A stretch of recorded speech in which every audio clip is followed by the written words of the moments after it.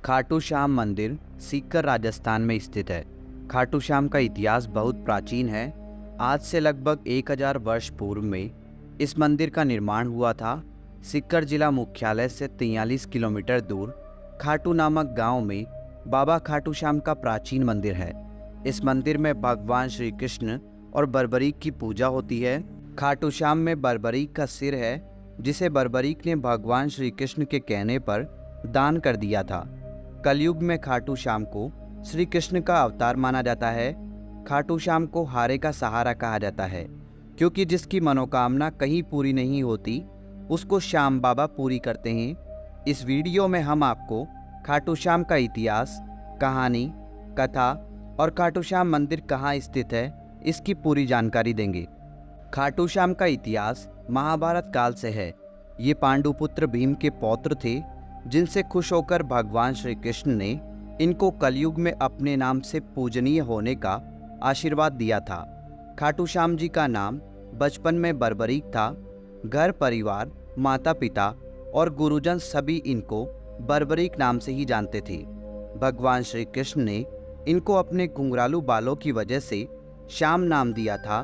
खाटू श्याम जी को श्याम बाबा, दीनों का नाथ, कलयुग का अवतार, शीश का दानी, खाटू वाला श्याम, हारे का सहारा, लकदातार, नील घोड़े का असवार, खाटू नरेश आदि नामों से भी जाना जाता है। खाटू श्याम को मोरवी नंदन भी कहा जाता है। खाटू श्याम जी की कहानी की शुरुआत मध्यकालीन महाभारत से शुरू होती है। बलवान भीम के पुत्र का नाम था घटोत्कच। घटोत्कच का विवाह दैत्य राजा मूर की पुत्री कामक कंटकटा, जिसे मौरवी के नाम से भी जाना जाता है, के साथ हुआ था। मौरवी और घटोत्कच ने एक पुत्र को जन्म दिया, जिसका नाम था बर्बरीक। बचपन से ही बर्बरीक ने अपनी माता मौरवी और भगवान श्री कृष्ण से युद्ध कला सीखी। बर्बरीक ने भगवान शिव की तपस्या की, जिससे प्रसन्न होकर शिव जी ने उन्हें 3 बाण दिए। ये 3 बाण उनको तीनों लोकों में विजय दिलवा सकते थे। यह वरदान पाकर बर्बरीक बहुत खुश हुए।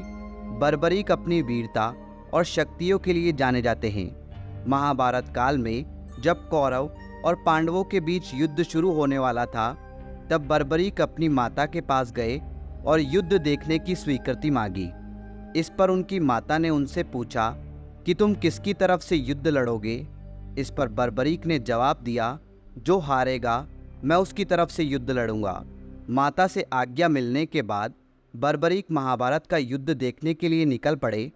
भगवान श्री कृष्ण यह सब देख रहे थे। श्री कृष्ण जानते थे कि यदि बर्बरीक को नहीं रोका गया तो युद्ध का परिणाम पलट देगा। रास्ते में जाते हुए बर्बरीक को श्री कृष्ण ने ब्राह्मण का रूप धारण करके रोका और पूछा, हे बालक, तुम अकेले यह 3 बाण लेकर कहाँ जा रहे हो?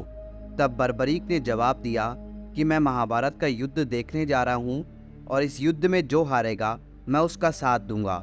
उपहास पूर्वक श्री कृष्ण ने कहा, सिर्फ 3 बाण के सहारे युद्ध लड़ने जा रहे हो? इनसे तो 3 सैनिक भी नहीं मरेंगे। यह सुनकर बर्बरीक बोल पड़े, हे ब्राह्मण, यह कोई साधारण बाण नहीं है। यह बाण मेरे आराध्य महाप्रभु शिवजी ने मुझे दिए हैं। 3 बाण तो क्या, सिर्फ एक बाण एक पल में युद्ध को खत्म कर देगा। हालांकि यह बात श्री कृष्ण पहले से जानते थे। बर्बरीक को रोकने के लिए श्री कृष्ण ने उनकी परीक्षा ली। श्री कृष्ण ने कहा, हे बालक, इस पीपल के पेड़ के पत्तों को भेद कर दिखाओ। तभी बर्बरीक ने एक बाण निकाला और अपने आराध्य का ध्यान करते हुए बाण छोड़ा, जो पीपल के पेड़ के सभी पत्तों को भेदता हुआ निकल गया।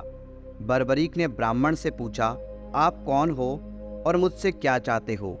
इस पर उस ब्राह्मण ने जवाब दिया कि मुझे दान चाहिए, क्या तुम दे सकते हो? बर्बरीक ने कहा, मांगो, आपको क्या चाहिए? तब ब्राह्मण ने उनका शीश दान में मांग लिया। यह सुनते ही बर्बरीक समझ गया कि यह कोई साधारण आदमी नहीं है। उसने ब्राह्मण को अपने वास्तविक रूप में आने को कहा। तब भगवान श्री कृष्ण अपने असली रूप में बर्बरीक को दर्शन दिए। अपने गुरु को सामने पाकर बर्बरीक धन्य हो गया। तब बर्बरीक ने रात भर भजन किया और दूसरे दिन फाल्गुन शुक्ल द्वादशी को स्नान करके अपने हाथों से बर्बरीक ने बिना देरी किए अपना शीश काटकर भगवान के चरणों में रख दिया। भगवान श्री कृष्ण ने शीश को एक ऊंचे स्थान पर रखा ताकि बर्बरीक महाभारत का युद्ध देख सके। बर्बरीक की दानवीरता से खुश होकर श्री कृष्ण ने उन्हें अपना नाम श्याम उपहार स्वरूप भेंट किया। साथ ही आशीर्वाद भी दिया कि आने वाले युग में तुम मेरे नाम से पूजे जाओगे। जब भी कोई हारा और टूटा हुआ भक्त तुम्हारे पास आएगा, तुम्हारी पूजा से उसके सब काम पूर्ण होंगे। श्री कृष्ण ने बर्बरीक के सिर को एक ऊंचे स्थान पर रख दिया। आज विश्वविख्यात खाटू श्याम मंदिर उसी स्थान पर बना हुआ है जहां पर उनका कटा हुआ सिर रखा गया था। तो यह है खाटू श्याम जी की बेहद अद्भुत कहानी। खाटू श्याम का महत्व कलयुग के साथ साथ बढ़ेगा, क्योंकि भगवान श्री कृष्ण ने इनको आशीर्वाद दिया था कि जैसे जैसे कलयुग बढ़ेगा तुम्हारा यश और लोगों की आस्था बढ़ेगी। आज बाबा खाटू श्याम हारे का सहारा बनकर भक्तों के काम कर रहे हैं और उनके दुख दर्द का हरण कर रहे हैं। खाटू श्याम का महत्व इसलिए भी बढ़ जाता है कि इन्हें कलयुग का भगवान माना जाता है। आस्थावान लोगों के हर काम होते हैं और ऐसा कहा जाता है कि जो व्यक्ति अपने जीवन में अपने दुखों और कष्टों से घिरा हुआ है, अपने जीवन में हार मान चुका है, उसे एक बार अवश्य खाटू श्याम जी की शरण में जाना चाहिए। तो दोस्तों, उम्मीद करते हैं बाबा खाटू श्याम का इतिहास और खाटू श्याम जी की कहानी आपको बहुत पसंद आई होगी। कमेंट बॉक्स में खाटू श्याम धणी की जय लिखकर कमेंट जरूर करें। धन्यवाद दोस्तों।